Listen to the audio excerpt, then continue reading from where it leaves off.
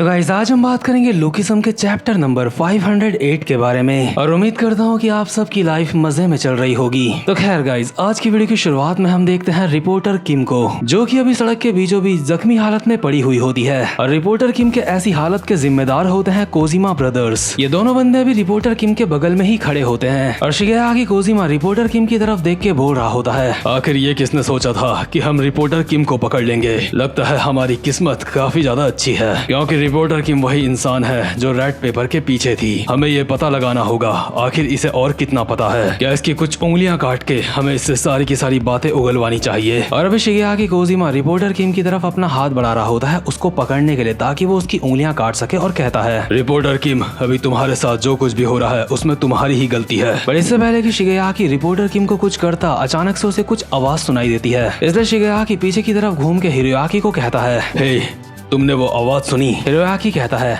क्या? आखिर तुम किस बारे में बात कर रहे हो? वो जरूर बारिश की आवाज होगी, तुम उस चीज के ऊपर ध्यान मत दो और जल्दी से अपना काम करो। लेकिन इतने में ही हिरोयाकी को भी वो आवाज सुनाई देती है और ये दोनों के दोनों ही पीछे की तरफ घूम के देखने लगते हैं और आपस में कहते हैं, आखिर ये कैसी आवाज थी? मैंने भी वो सुनी है। हाँ मैंने तो तुमसे पहले ही कहा था। और इतने में ही इन दोनों को अपने सामने की तरफ से कुछ आता हुआ दिखाई देता है। इनके सामने अंधेरे में दो लाइट जल रही होती है, इसलिए इन्हें ऐसा लगता है कि ये कोई कार है या फिर कोई ट्रक है। लेकिन असल में ये ना ही कार होता है और ना ही कोई ट्रक होता है, क्योंकि अभी जो चीज यहाँ पे आई होती है वो और कुछ नहीं बल्कि होता है टॉम ली। और टॉम के हाथ में दो स्केटबोर्ड टाइप की कुछ चीज होती है और ऑब्वियसली शिगेयाकी और हिरोयाकी टॉम ली को पहचान जाते हैं। टॉम यहाँ पे आते ही साथ कहता है, फाइनली मैंने मिस किम को ढूंढ लिया। शिगेयाकी कहता है, क्या?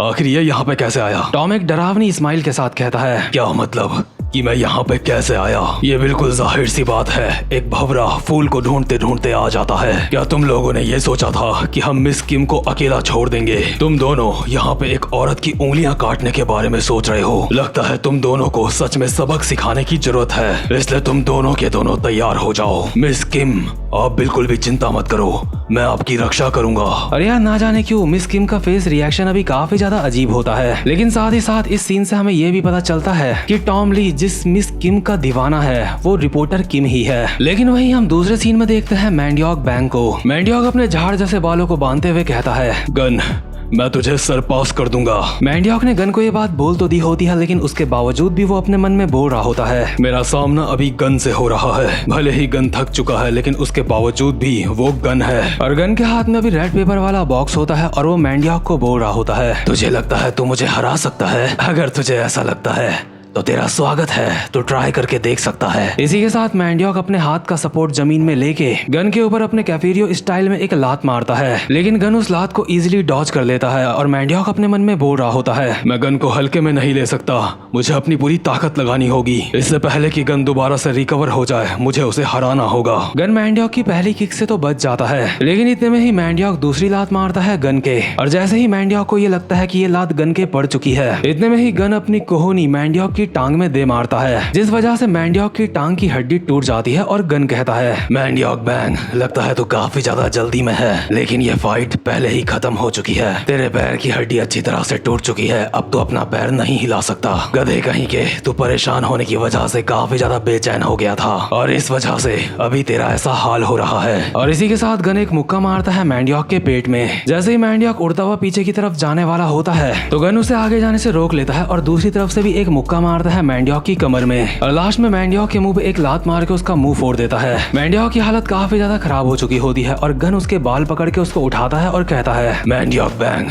तुझे मेरे साथ मिलके काम करना चाहिए, क्योंकि यूजिन के साथ रह के तुझे कुछ भी हासिल नहीं होगा। अगर तू मेरे साथ मिल जाता है तो तू एक अलग ही सपनों की दुनिया में जी सकता है। लेकिन मैंडियोक कहता है, गन तुम्हें कुछ नहीं पता। और मैंडियोक अभी किस बारे में बात कर रहा होता है ये जानने के लिए हम एक पास्ट का सीन देखते हैं, जहाँ पे यूजिन चिल्ला के मैंडियोक को बोल रहा होता है, मैंडियोक बैंग क्या तुम सब कुछ इस तरह से खत्म कर दोगे? तुमने मुझे कहा था तुम्हें इस बेकार सी सच्चाई से काफी ज्यादा नफरत है। तुमने मुझसे कहा था चाहे कुछ भी हो जाए तुम इस सच्चाई से भागना चाहते हो, और मैं ये जानता हूँ तुम इस सच्चाई से कैसे भाग सकते हो। मैं तुम्हारी मदद कर सकता हूँ तुम्हारे सपनों की दुनिया को जीने में। मैंडियोक बैंग यूजिन की तरफ पलटता है और उसकी आंखों में आंसू होते हैं और मैंडियोक एक हल्की सी आवाज में यूजिन से कहता है, यूजिन क्या तुम सच में सीरियस हो? अगर मैं तुम्हारा कहना मानता हूँ तो क्या मैं रियलिटी से भाग सकता हूँ? क्या मैं उस सपने की दुनिया को जी सकता हूँ जो मैं जीना चाहता हूँ? और प्रेजेंट मोमेंट में मैंडियोक गन से बोल रहा होता है, गन तुझे नहीं पता हमने कैसी जिंदगियां जी हैं और तुझे ये भी नहीं पता कि कफोरिया फाइटिंग स्टाइल में सिर्फ पैरों का इस्तेमाल नहीं होता। और मैंडियाक उसका पैर टूटने के बावजूद भी अपनी पूरी ताकत से गन की ठुड्डी में एक खतरनाक सा हमला करता है। यह अटैक काफी ज्यादा खतरनाक होता है, जिस वजह से गन के मुंह और नाक से भी खून निकलने लगता है। लेकिन गन पलक झपकते ही खुद को संभाल लेता है और एक खतरनाक सा मुक्का मारता है मैंडियाक के मुंह पे। लेकिन मैंडियाक भी पीछे नहीं हटता, वो गन के चेहरे में दोबारा से एक खतरनाक सा हमला करता है। इतने में ही गन भी मैंडियाक के सर पे मुक्का मार के उसको नीचे झुका देता है। लेकिन मैंडियाक वापसी में दोबारा से हमला करते हुए गन के चेहरे में अपनी कोहनी दे मारता है। मैंडियाक ने भी पूरी तरह से खुद को झोंक दिया होता है गन से फाइट करने के लिए और अपने मन में बोल रहा होता है, यूजिन चिंता मत करो,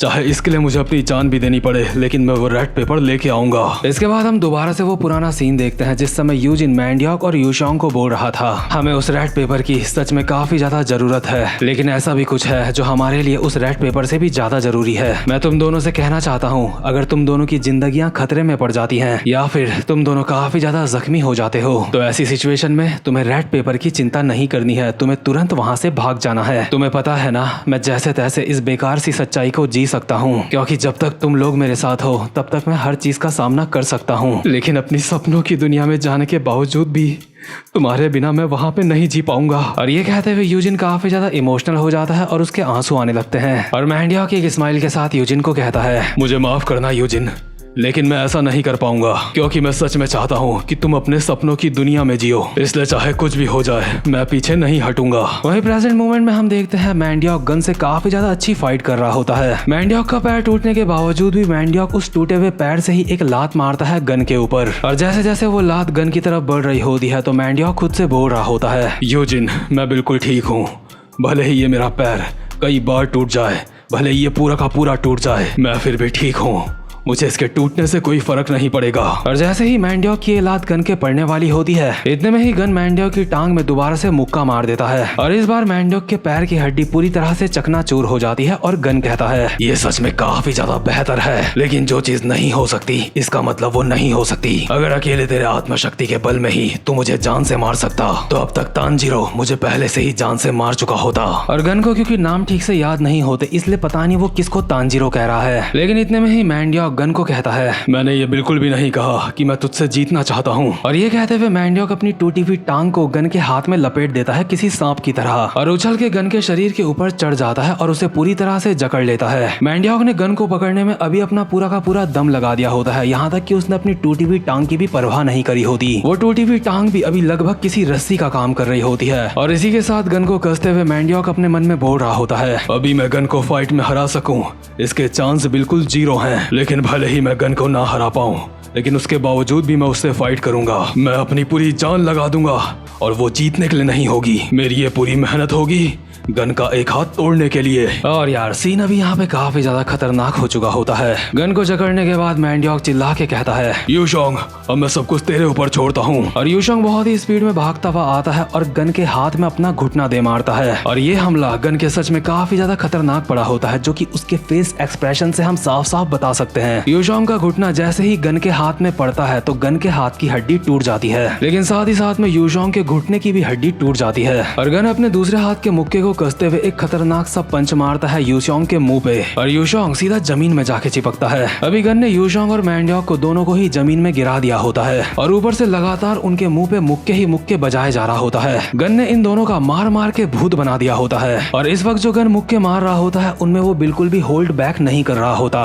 और गन के कुछ ही मुक्के खाने के बाद ये दोनों के दोनों बंदे अनकॉन्शियस हो जाते हैं। इन दोनों की बैंड बजाने के बाद गन अपनी सिगरेट जलाते हुए कहता है, तुम लोगों को मुझे जान से मारने का प्लान बनाना चाहिए था, आखिर मेरा एक हाथ तोड़ने का क्या मतलब बनता है। तो ठीक है, अब मैं रेड पेपर यहाँ से लेके जा रहा हूँ। लेकिन जैसे ही गन यहाँ से जा रहा होता है उसके सामने आ जाता है एली जैंग, जिसके हाथ में अभी उसके दोनों के दोनों डंडे होते हैं। गन एली जैंग की तरफ देखते हुए कहता है, क्या यही वजह थी जिस वजह से तुमने अपनी जान खतरे में डाल के मेरा एक हाथ तोड़ने की कोशिश करी? क्या तुमने मेरा हाथ इसलिए ही तोड़ा क्योंकि तुम्हें इस बंदे के ऊपर विश्वास था? एक मिनट, या फिर मुझे ये कहना चाहिए तुम्हें इन सब के ऊपर विश्वास था? और अभी गन के सामने से चलता हुआ आ रहा होता है जेक किम। जेक गुस्से में गन को कहता है, गन मैं तुझे नहीं छोड़ूंगा। गन कहता है, जेक किम भौंकना बंद कर, क्योंकि जो कुत्ता भौंकता है वो कुत्ता काटता नहीं है। इतने में ही गन देखता है उसके बिल्कुल ऊपर वाले पेड़ में बैठा हुआ होता है जोहान शियोंग। जोहान अभी गन की ही तरफ देख रहा होता है और कहता है, गन तेरा ये आखिरी दिन है,